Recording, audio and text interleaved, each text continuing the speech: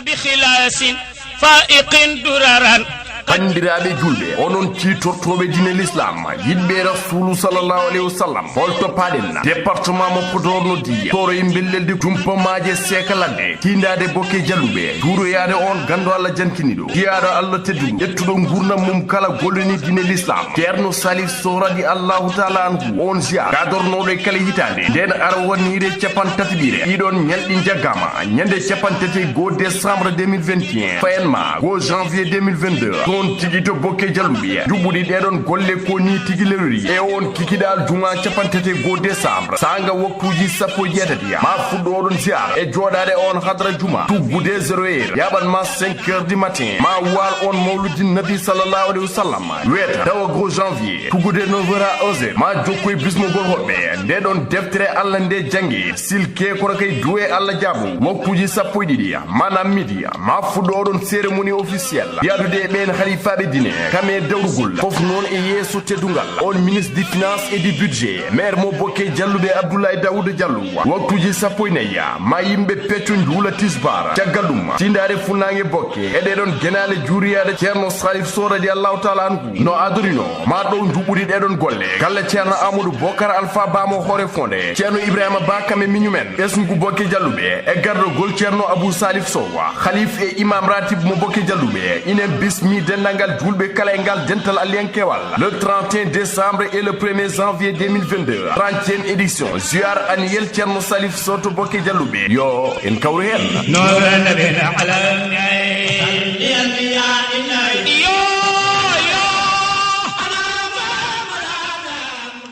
bisimillah caggal yettude Allah e julde rasulu sallallahu alayhi wa sallam yettude nene baba yettude halifaɓe diine kame aada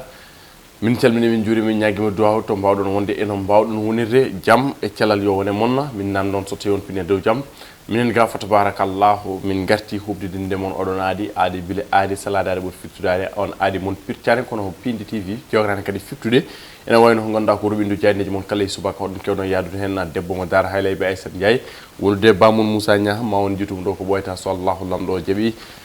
musidɓe tedduɓe bisimilla moon e oɗon ganduɗa tigui ko au dernier numéro de la semaine roɓindu jayndeji moon ene wayno noon hande ganduɗa ko yogue jayde leydi Sénégal gaari e natalla on ganduɗa tigui gonnoɗo procureur de la république waynima to parquet mo Dakar on wiyete ko Sine Bassirou Gueye omo tawa e nder yogue jayndeji leydi Sénégal e oɗo subaka quotidien le quotidien de Madiambal Diagne arti tigui ganduɗa koye oɗon aje ganduɗa ko oɗon parquet mo Dakar bassa à la voix haute ene wayno noon ganduɗa tigui o waɗi kongi makko wattamma ganduɗa tigui faade oɗon lomto makko kono kay e waggende ɗiɗon kongue beele de oɗon lomto makko ma tigui safruɗen ñawande so tawi tigui o moppi ɗum toon kono kay ko le parquet n'a jamais eu de scandale meeɗa tigui wadde ko yayri hen banggue gueɗe baɗ noon ɗum ne tawi nder hello jeyamo ndeɗon jayde caggal kanen tawi ganduɗa kay e hello nayɓo ndeɗon jayde Madiambal Diagne quotidien le quotidien natala on jagorɗo tarinde leydi Sénégal wiyete ko Abdou Karim Sall programme heewi dawni manam ko dawde sukaɓe beele mbatta dawde ene kina tolno ujunnaje sappo suka ko kañumen de gaari ngamma wadde sauvé oɗon environnement so wiyama environnement noon ko gonka leydi ndiya ujunnaje sappo cukalel woni de ko ƴetti gam kay gollini ɗumen tawi nder hello neebo nden jayde le quotidien jayde las e oɗo subaka ari koye natal makko kanko Sine Bassirou Gueye on gonoɗo procureur de la république o ko j'espère que mon successeur corrigera mes erreurs wonde oɗon lomto makko kala yolde nde oppi toon ma sukku ɗum no hanniti ni ɗin ko kongi makko kanko Sine Bassirou Gueye caggal kanna ene wayno janiyankoɓe las gatti ko alhaali ko cancer col de l'utérus e wiidemi noon dose uji vaccin kewɗi leydi men Sénégal wasi ɗum kina tolno e nogas jeetati ujunere pawɗe temedde jeeɗiɗi e nogas nayyi dose de vaccin de col de l'utérus ko kañum tigui woni ko leydi men Sénégal wasino hannitini les échos ɗo subaka ɓe garti tigui oɗon alhaali ɓe mbi ko impact covid 19 sababu tigui o boros covid 19 saabi tigui leydi men Sénégal wasi ɗiɗon dose uji de vaccin ganduɗa tigui cancer col de l'utérus ɗum ko ganduɗa ko ñawwo wonata kay koye ndewagu ene wayno noon ko ɗum noon tigui oɗon vaccin gam kay wadde walla mbiyanna ganduɗa tigui ko wagginde rewɓe tigui beele oɗon cancer col de l'utérus wasa tuminde hebde ɗumen ŋesde rewɓe kala ene wayno ɓe mbi ko ujunnaje nogas e jeetati pawɗi temedde jeeɗiɗi e nogas nayyi dose de vaccin taw kay so ƴimama e coprignen sefar foof noon rendata kono ko 3 milliards franc CFA ko kañum waɗi périmé kañum woni ko boni ene wayno hankadi ne wawa hutorede ɓe mbi noon kala dose de vaccin e oɗon ganduɗa tigui vaccin cancer col de l'utérus ene jara temedere e nogas jaafa ɗon ene jara ujunnaje nogas e nayyi franc CFA ko ɗum noon tigui woni vaccin goto walla mbiyenno dose goto ɗum noon tigui woni ko jarata hakkude janvier février 2020 ene gonino 100% couverture ganduɗa ko vaccinal hundino ganduɗa tigui oɗon campagne ngessugol hundino ganduɗa tigui kala temedere jeɗɗa ɗeɗon temedere kala temedere ɗiɗon jeɗɗa caggal noon gargol covid 19 ene wayno oɗon courbe waɗi chuté walla mbiyenna yatiri caggal no hanniri ni ha capanɗe nayyi e kala temedere jeɗɗa ɗum ko wonno koye mois de mars mois d' avril ɓeydi bonde saabu yeehi ha sappo kala temedere jeɗɗa Serigne Bassirou Gueye ene tawi ganduɗa koye hello joɓo neɗon jayde les échos o wi ko Amady Diouf corrigera mes erreurs Amady Diouf woni oɗon lomto makko kono kay Serigne Bass Gueye waɗi ganduɗa ko duuɓi jeetati ala haali on procureur de la république joni de woni to ummi toon e oɗon décret présidentiel l'observateur e oɗo subaka ɓe gati koye ala haali blanchiment de paiement blanche de paiement compte courant ɓe mbi ko goomu BCAO ɓen ɓe ganduɗa tigui ko tambiɓe ala haali koppereji men oɗon boñe e oɗon déficit leydi men Sénégal ɓe mbi ko hunde de ganduɗa kayya ko kulol wonande pays de la teranga ɗum tigui woni koɓe ciifi hella maɓe tataɓa kono caggal kamɓe ga artude datal lamtoro Bourguédé maki Coumba Thimbo ɓe mbi ko vers une explosion de la dette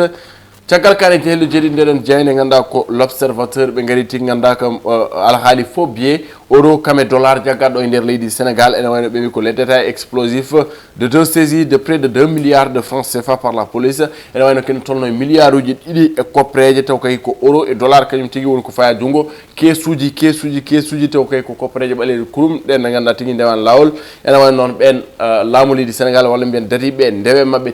teppele e ndewe oɗon 4x4 noir ha tigui ganduɗa to fano liberté 6 haaɓe pawe mabɓe e juuɗe no hannit ni ene wayno guila hanki ɓe gonno koye limde ɗeɗon koppereje kono kay ɓe gaynani alhaali ganduɗa kay Khadim Ba kamɓe bamum on directeur général Locafrique ene wayno noon ganduɗa tigui halife général des Mourides Serigne ganduɗa tigui Mountakha Bassirou noddimo kanko Khadim Ba wagguinimo kongi ɓe mbi que les recommandations du khalife à Khadim Ba ɗum tawi nder hello ɗiɗaɓo ndeɗon jayde e futur média Vox Populi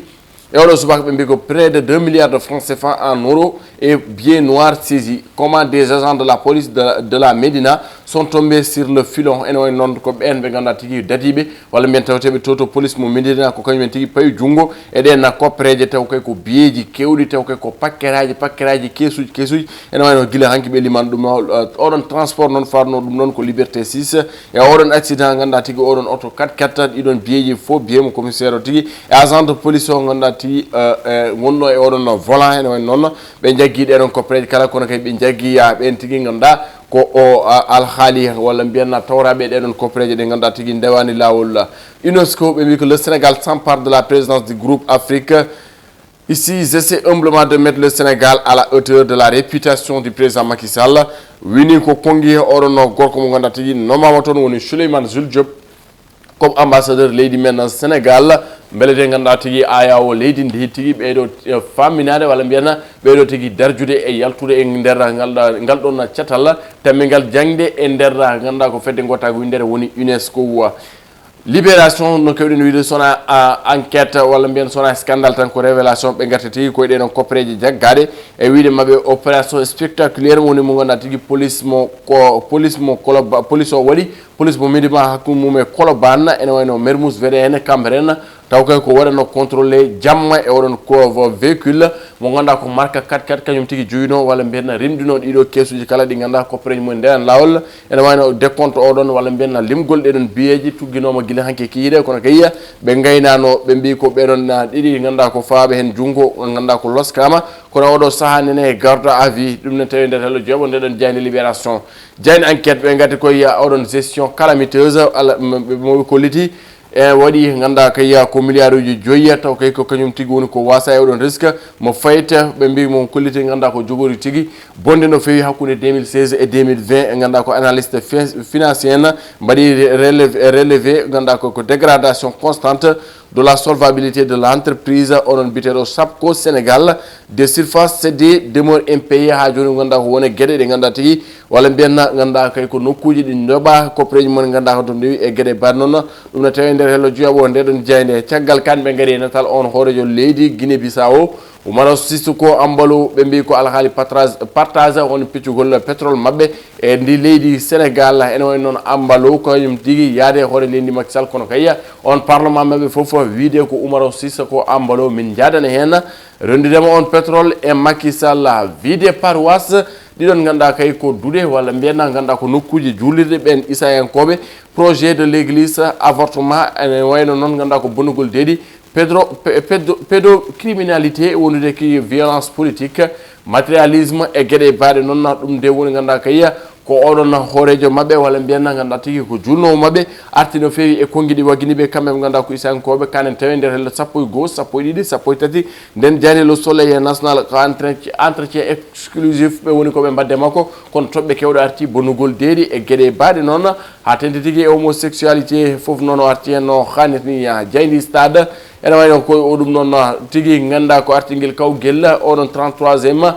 édition Coupe d'Afrique des Nations pour le yuɓinede to leydi Cameroun ɓe mbi ko libération des internationaux sénégalais honde ɓeɗon jogorigo peut-être Mendy Sadio Mané Sékou Kouyaté en mbawi wonde toon jusqu'au 3 janvier kono regroupement o tijja ganda ko 1er janvier to Kigali no ganda barode leydi men Sénégal ko toon tigui poti rentude aljuma hande o woni ko Aliou Cissé hokkirta liste ɗen baroɗe poɗɗe yaade to Cameroun ko hande tigi wona jogori wonde so haaji ɗo jomiraɗo subhanahu wa taala ene wayno ɗum woni ko tawete e nder ndeɗon jayde stade ɗum woni ko ganduɗa tigi ko rendi sifa kelle gadane jayde leydi sénégalais oɗo subaka aljuma no mbiɗen ni dernier numéro de la semaine ha joni noon e artude ganduɗa tigi oɗon classement FIFA mo leydi men Sénégal to banggue ganduɗa tigi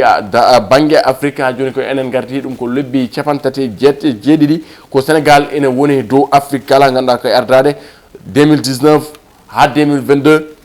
ene wayno ko enen keeɓi fartange ardade ha joni ganduɗa tigi ndeɗon dunde Afrique wonde premier classement FIFA ɗum noon foof c'est bien beau ko hunde yonde kono ko konngui wagginte faade Aliou Cissé ko hande tigi woni waadu makko e leydi Sénégal ene wayno so tawi ganduɗa ko sénégalais foof mbi lomto min jogo oɗon équipe nationale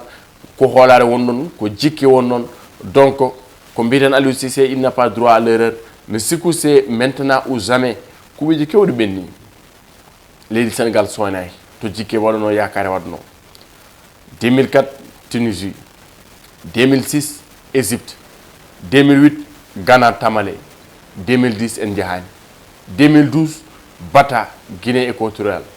2014 en jahani 2015 en jahani 2017 Gabon quart de finale 2019 finale 2021 coupe ɗum woni objectif Aliou Cissé ɗum tan wawata wonde objectivement wode qualifié barode leydi men Sénégal e mondial 2022 to Qatar Sénégal wona final o hankkadi no jahli men yaade final wona ɗum jahli men mais au moins gonduɗen koye fasiraɓe men hayso tawi Mali e Mauritanie en Guinée en meeɗa ƴettude coupe d'Afrique walla ƴettani coupe d'Afrique ene wayno ganduɗa ko leydi men Sénégal foti ƴettude coupe d'Afrique pourquoi pas parce que c'est une grande nation de foot qu'on le reconnaît ou pas jaha Angleterre ko jour uji Sénégal mbaɗa toon affaire jaha France ko jour uji Sénégal woni toon fettoɓe mantinaɓe walla jeeya fettoɓe ɓurɓe mantinade jaha Turquie ko noon jaha championnat ji Qatar ɗi jaha championnat ji goɗɗi Espagne ko noon a wawa yaade ganduɗa ko kolobaji joyi ganduɗa koye nder Europe tawanen joueur Sénégal naji c'est inadmissible wadde men ko feccade peeje erreur goto erreur tohos ene yandinma e compétition ça se prépare avant même Aliou Cissé n'a pas droit à l'erreur kala noon wiye kadi yorintu wona caggal enen fof mbawa wonde entraîneur uji mais enen mbawi ganduɗa tigui haalde hen yiyande men addude hen ganduɗa ko pamɗen hen donc c'est très important aussi ganduɗa kay ko mobilisation wadde soutenir baroɗe leydi men Sénégal parce que c'est une fierté wiye Sénégal nayi coupe c'est une très grande fierté ganduɗa tigui ɓeɗon baroɗe en bagginiɓe ɗiɗon kongi yo mbaɗan ɗum Jules François Bocandé yo mbaɗan ɗum ganduɗa ko Bruno Metsu yo mbaɗan ɗum Pape Bouba Diop kono yo mbaɗan ɗum on gorko ɓoynoɗo yadude mabɓe ene honganaɓe ene fijanaɓe ene wullanaɓe en ɓeydo softindeɓe 12e gaynde Abdoulaye Thiam ces gens méritent une coupe d'Afrique des nations à leur mémoire ɓe mbaɗi sacrifié fof ngam Sénégal kokkiri fof ngam Sénégal ndeysan mbaɗe ɗum pa sababune maɓɓe mbaɗe ɗum faade maɓɓe et nous savons bel et bien ko oɗon mbawi ɗum wadde musidɓe tedduɓe dendagal Sénégal kala hande ko ñalawmal juma moubarak caggal nde moni fof dowi yo duwono oɗon équipe Sénégal pourquoi pas duwonɗen ɗeɗo baroɗe jour si moye 16 ko hande Aliou Cissé waɗat publié oɗon liste yo won liste mo gonɗa tigui gaddo coupe yo won liste mo gonɗa tigui paƴowo gacce waɗanen une très belle compétition wone régali du foot Allah jarama on jarama arno ganduɗa tigui ɗo onde roɓino jayndeji walla mbiyen ko sifa e kala gadane jayde leydi Sénégal ko gorko mo garle beele nabam en calmini grand frère amo wiyete ko Abou Sall walla garna mbi ko Baboy Sall en calmini ganduɗa ko Sando Afrique Hamid Gadiel e ganduɗa tigui dendagal woɗo bernaɓe kala sen jeeyi woɗo ber noon calminat ceerno ganduɗa tigui Alassane Diaw en calminimo teke deftere on ɗo alluji ganduɗa tigui jangguɗo wawi fa tabarakallah kono ken calminat guiɗo makko to France Abdoulaye Diop enen calmina Mamadou Mbaye ganduɗa tigui denɗiraɗo mo moy lol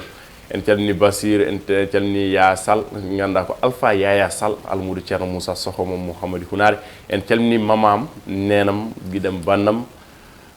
sokhna Hadi Gueye Yaya debbo mo Mbolo Birane debbo mo ganduɗa ko Janjoli Satik Souley kono kadi en calmini debbo mo Bo Samme Gudinima o wiyete tigui ganduɗa ko nelelɗo site to Mante en calmini kamɓe fof kala jeeɓowo en ndere bo leydi Ifra Sadio Ba en wonde ganduɗa tigui Abou Bakary Ndiaye en kamɓe kala ganduɗa ko ceerno liyen kamɓe kala jagguɗe robine jayneji jeggo US TV oɗon debbo en calminiɓe kamɓe kala Aminata Diayen tout ala mo jejjiɗen ganduɗa ko kamɓe ɗofti hen e ndeɗo yontere e jonte kala ganduɗa kadi kala numéro aɓe ɗofti hen wadde ko ñaganade moƴƴere ñagade Allah moƴƴere yo jaam duumo e Sénégal juppo e Afrique no sen jeeya heewiri ha ganduɗa ko oɗon mboto srum to en e heede caggal ganduɗa tigui yana ferguiro murɓo gaño ganduɗa ko haɗɗon fa tabarakallah aljuma moubarak juma moubarak yo Allah hokken ko dewɗen Allah yontere foof Allah ɗum jaabo kala ko taari hen hen gofɗen mo yo yaafo hen fa tabarakallah musidɓe tedduɓe yo Allah hokken yidde altine Allah jarama on jarama